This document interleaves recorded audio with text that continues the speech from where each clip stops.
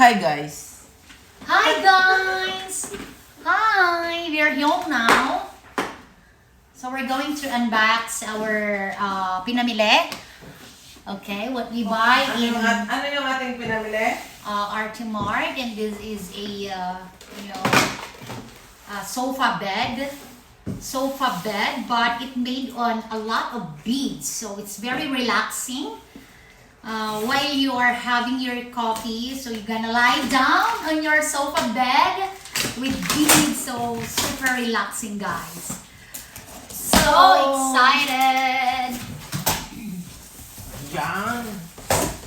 Oo. Parang hindi kita yung ano. Ha? Hindi kita? Parang ibaba pa natin ninang sa ano dito, yung ganun niya, nakababa na ganon. Ito, baba pa. Hanggang doon na lang. Makita niya. Doon natin i-ano. Ilipat doon. Ha? Lipat doon yung camera eh. Yan sa ano. Yeah! O, di kitang-kita. Ayan. Yes! So this is it. This is what Ninang's buy in RT Mart. It's a huge sofa. It's a huge Hanapin ko yung sofa. kanyang lagayan. Oh my God. Ilalagay. Very comfortable sofa. Hi guys! Hello in TikTok. How are you all? Hi! A blessed good afternoon. Yeah. Saturday. It's a Saturday, a beautiful day, a beautiful So, day. it's It's a good sunny day. Sa akin ba itong isa? Yeah, that's Macchiato? yours. No, isa na lang yung macchiato. Cheers muna, cheers. Who's watching there?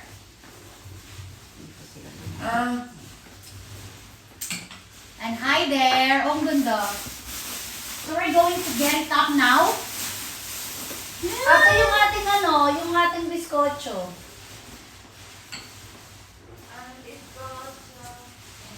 Hi guys. Hi. How are you all? Hello. Oh, a lot of people joined na in your live. I'm the guest. Guest live. Guest live. Guest live. Shout out. Open habit sofa. Shout out to all of you guys. Hi. Hi, overall Taiwan, Philippines, Canada, Australia, Europe, wherever you are, guys. Hello. I think sleepy. Mayroon ko? We're going to unbox what we bought in the mall. Wow, in the mall. Item Mart. It's a huge sofa bed, and this is a beads Ito yung bed. aming patungan niya, guys. Oh, there you go. It's a complete package. So we're going to, angat. Ito ang aming patungan, guys. Dito, guys. Yeah. Tapang habang naano ko siya, na There. dito ko siya ipapatong, guys. Ay, hindi. Paano ba? Pag ganun? Pag ganito, te. Yan. Yan. Kasi doon nakaharap yung sofa. Yeah, ganun mo pa. Oh my God. Yan. Very Kasi yung paa huge. mo, dapat meron din siya. This is very huge. This is it, guys. This is it. Pakita mo, Teng. So, babalutin muna natin siya. Asan na yung yellow? Ha? Saan na yung yellow? Hindi nakuha. There. Here. Mag-ano muna tayo, mag-fun. Kasi mainit. So, we're gonna put it there now.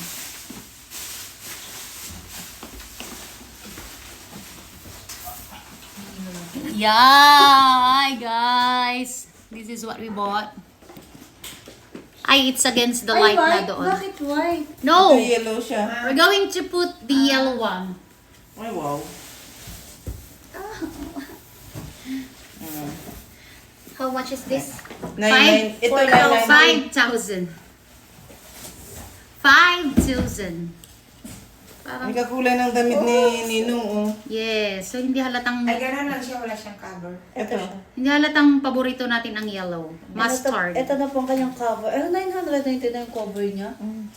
Oh, total is, 6,000. Hindi, 5,000. Nasa, may Kasama sulit na ako siya. na 100. Kasama na siya. 4,990. Kasama na siyang cover. Okay. Grabe. Lakas mo. Ang sarap ng tulugan natin. Ang sarap ng tulugan natin, guys.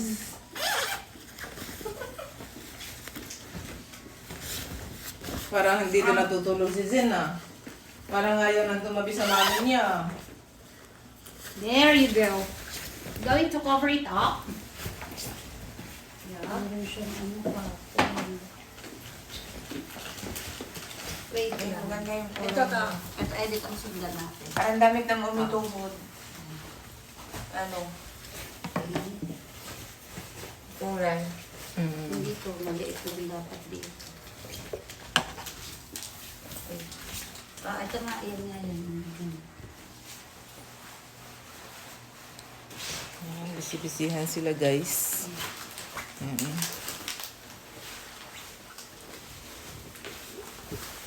Okay. Tiwala niya. Tiwala.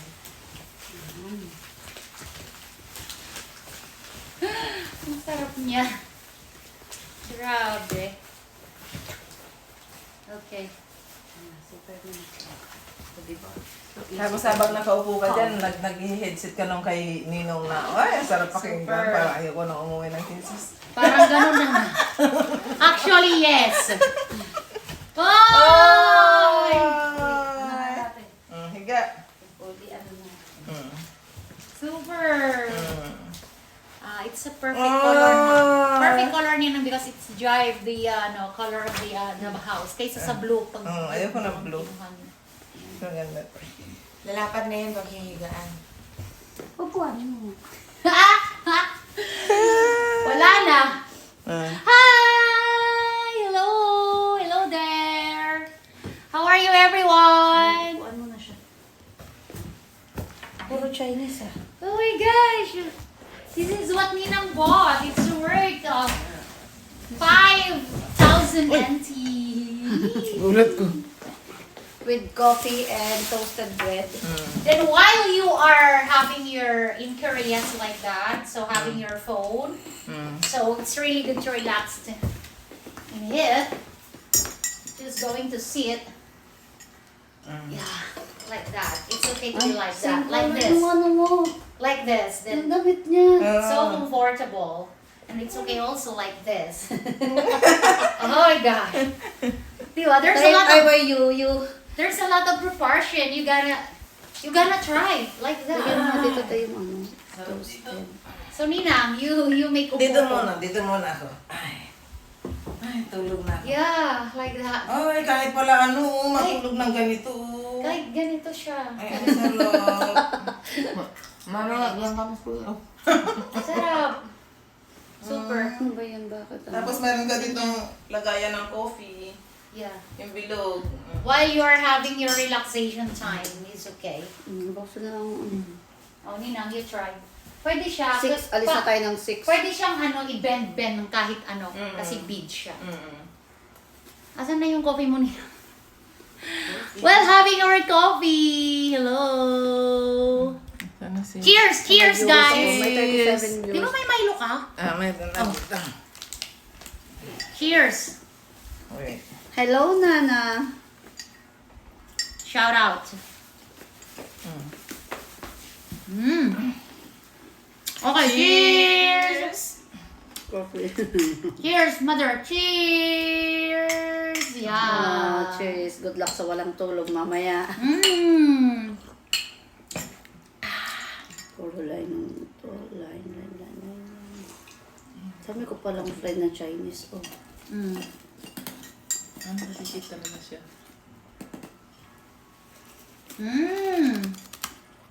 Dito siya lumalabas. Hindi doon. Stop. Naluluhan ako sa antok. Hmm? Naluluhan ako sa antok. Ako, yabalat of energy. Ang sarap ng toasted. Na. Energy, nagsayaw ba naman sa mall eh? Tuwan-tawa sila sa sayaman. Hindi ko nakita reaction nila kasi tawa ako ng tawa kay Edwin. Kulang na lang costume eh. Sundan. Layuan natin ng konti. Para nakikita si ate. Yan. Talaga namang hindi ako nakikita lagi eh. Oh. Ano kaya kita-kita? Ha? Yan. Hindi yan yung nakikita pala ako.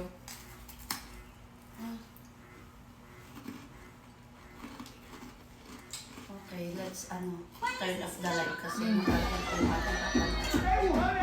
Bye guys! Ito na kayo. Where? Ayan. Sige nga, manood tayo ng mga... Congratulations! Sure, Kailan to? is the 7% live players with the city. Live yan? Oo. Oo, live yan. Live yan. Grabe oh. 9 days ago? It started 9 days ago. Ito, hindi ko ito napanood tong kay Cayetano na to.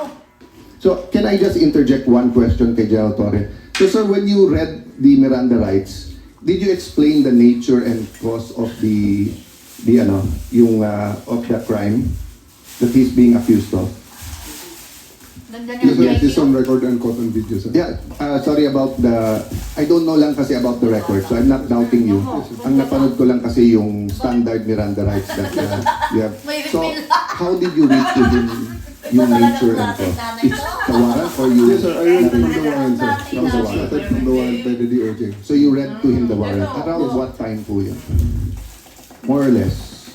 Mga around, Ito, te. Parang may Before Maggamit na rin ng bago Kaso nung niya. hinuli mo pa lang, binasa ninyo na sa kanya yung warrant.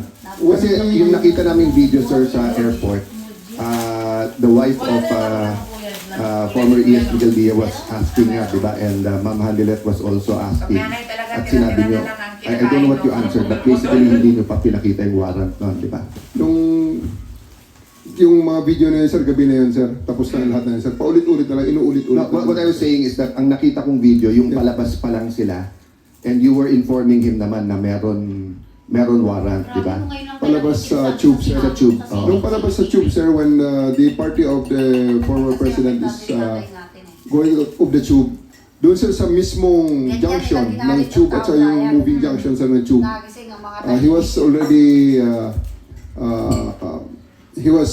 met by PG who attempted to read him his rights. Okay. And they said, wag na, pababain natin ang tension, doon mo na sa 250. So they attempted to read him his right, and dala nila yung warrant noon, hindi pa? Yes, sir. Dala na, sir. Dala na nila? They will not. So yung go out of issue the na plane. walang dala, that's not true kasi dala nila. Hindi sila lalabas sa plane, sir. Ano condition nila? Hindi kami lalabas sa plane pag wala yung warrant. Warrant. So nandun yung warrant. Okay. Yes, sir. So did you or any of the people who were serving the warrant explain to him the elements of the crime? Yes, sir. The whole So warrant was are already given to them. So just because it's simple naman, what are the elements of the crime against humanity na may murder? Hindi siya nakasagot yun. Hindi siya nakasagot.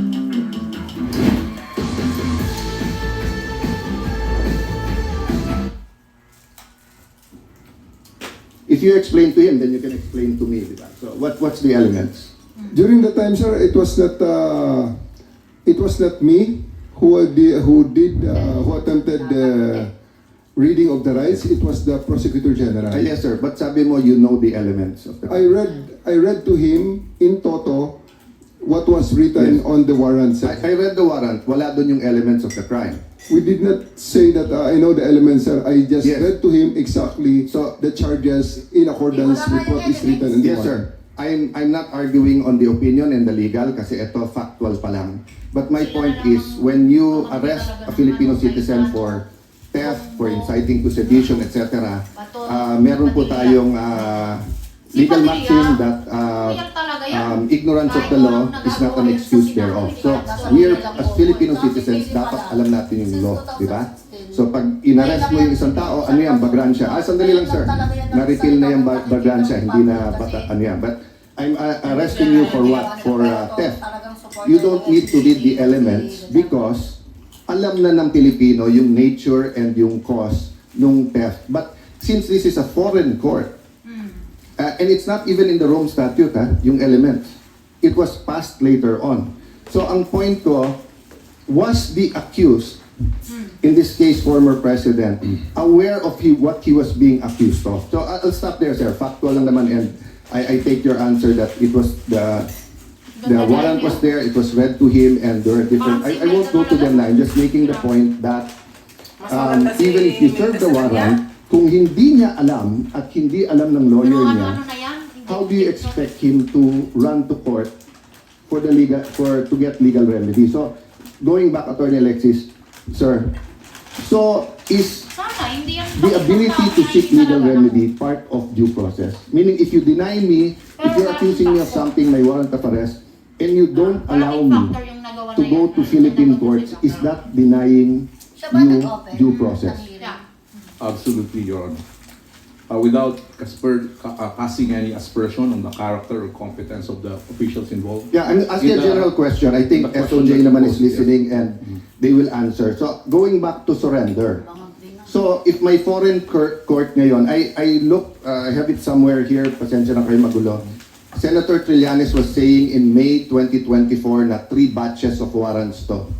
First daw is si PRD, after that daw, Senator Bato, Senator Bongo, etc. And then sa third batch, military and police officials. So, I agree with Senator Bongo na wala na tayong magagawa in the sense na nandyan na si PRD. But I disagree na hindi importante itong hearing kasi kung may second, third, fourth batch pa yung warrants, it's important. And take note tama po ba ako, during the time that the Marawi uprising or the Marawi siege, Secretary Anyo, we were still under ICC noon, no? Kasi that was, tama po, di ba? We were in Russia. So you know, if a terrorist who survived goes to the ICC and shows them pictures of 19 women or children that were died and comes up with a witness and tells them, alam nyo, from President Duterte to Sec Anyo to the Chief of Staff to ganito, they planned this, they killed this ganito. It may be not true, it may be totally false. So if the ICC issues a warrant here, I want to make sure that every officer of the AFP has his day in court before they're sent to Hague. So valid itong hearing na to. As I said, may emotions lang, and you know, let's excuse all of ourselves kung minsan may konting emotion, but we just want to clarify this. So yun yung context ng tanong ko, Tony Alexis, no? So kung halimbawa may warrant for whatever for Juan de la Cruz, kinuha siya based on that warrant, pero hindi siya binigyan ng enough time or enough opportunity before a Philippine judge, aren't we denying him due process? Because pagdating dun sa foreign court, as SOJ said correctly, and I agree with him, iba language, iba procedure, and everything. So isn't a Filipino citizen, doesn't he have the right under the Constitution to be judged first by the Philippine law before he's brought out to a foreign country or to an international tribunal to face what their interpretation of the law is? If I may answer, Yes. Your Honor, if you look at the consistent policy of the Constitution, when there is a deprivation of liberty, the consistent policy of the Constitution is to involve the judiciary. The exclusion, complete exclusion of the judiciary in the deprivation of liberty of any citizen is anathema to the principles of the Constitution. And you can see that in the different provisions of the Constitution. You can see that in the requirements for the warrant of arrest, due process, liberty of abode, criminal proceeding, criminal due process, even in the period when the privilege of the writ of habeas corpus is suspended, the Constitution mandates the government to file charges. against persons. So, So, last two always. Sorry to interrupt. Constitution. Yeah. Last two questions or three then opportunity for SOJ.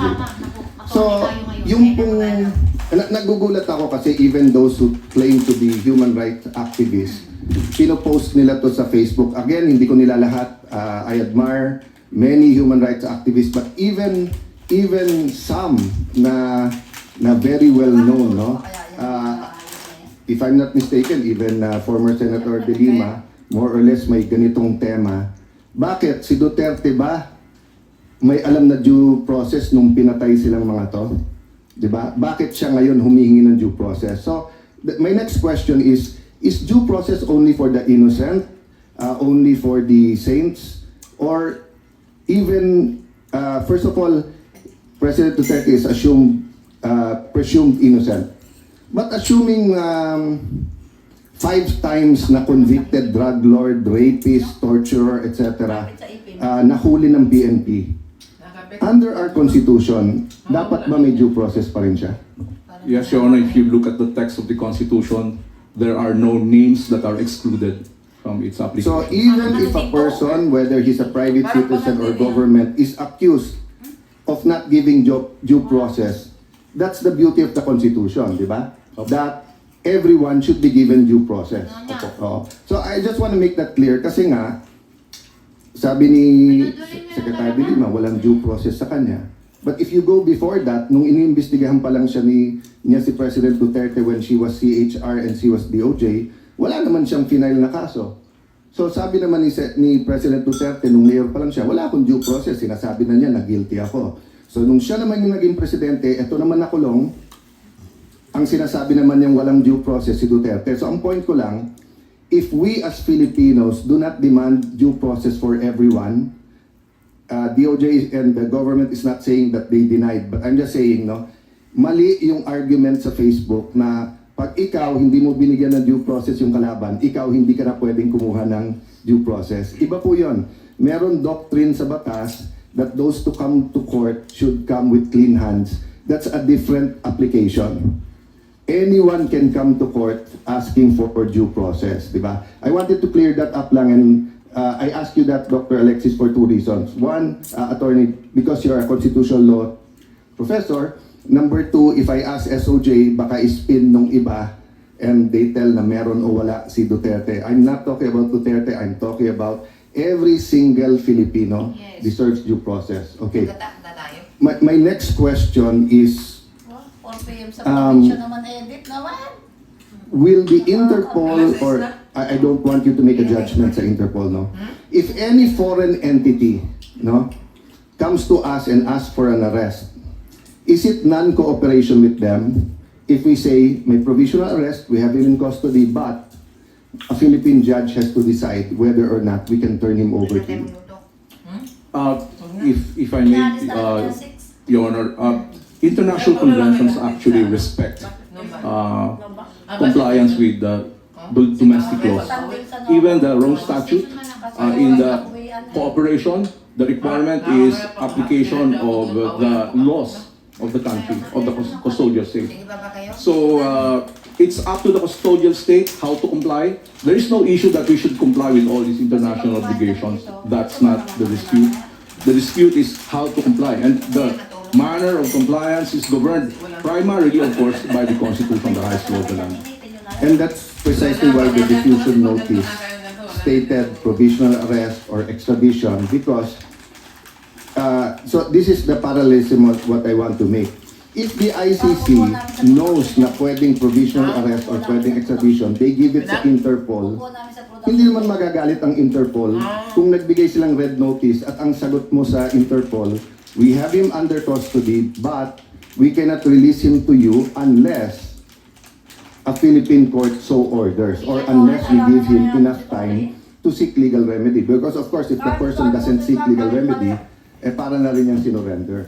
Because the whole argument is that we're just helping Interpol. So I just wanted to clear that up. And again, ang hirap ng Facebook o media interview kasi hindi nakakasagot yung kabilang side. Eto, we can, I'll stop there, Madam Chair. So the point I want to make, and this is my personal stand, and I hope in a less emotional and more academic setting also, Mr. Secretaries, we can determine that because part of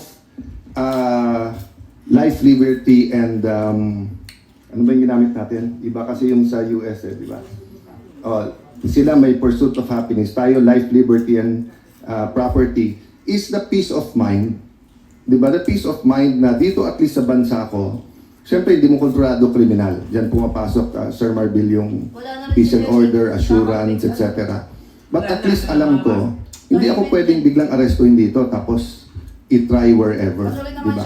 Pero kung in doubt yun, di ba? So, for example, feel free to judge Senator Bato, but I made the same statement as the Senate President that if he's in the Senate, even if beyond 6 years yung kakasuhan sa kanya, kung hindi pa nagde-decide ang Supreme Court what constitutes surrender, etc., and he seeks legal remedy, we should give, under reasonable circumstances, sanctuary to him. We did that sa Batasan fight. I mean, I'd never be pro, hindi ko na alam kung anong word ang gagamitin kasi baka sabihin red tagging, di ba? But the progressive left or whatever, di ba? During the time of President Gloria Macapagal-Arroyo, we were together, Secretary, di ba, na we weren't looking at their ideology, we weren't looking at guilty ba sila o hindi, we were looking at the institution and the, what we call this, the balancing ba na pag medyo sigurado na legal yung pag-arrest, etc., tayo mismo kumakausap sa kanila na lumabas na kayo dito. I think that's what happened with Senator De Lima. No? I'll stop there. Napakaraming issues. Mamaya pa na factual ang tanong ko. But, Madam Chair, if we can give the DOJ an opportunity. Thank you very much. If you allow me, thank you very much, Attorney Medina. Thank you very much, Senator Cayetano.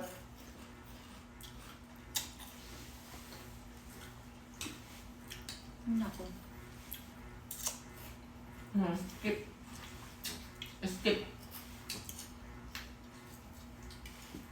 你想追求更好的自己吗？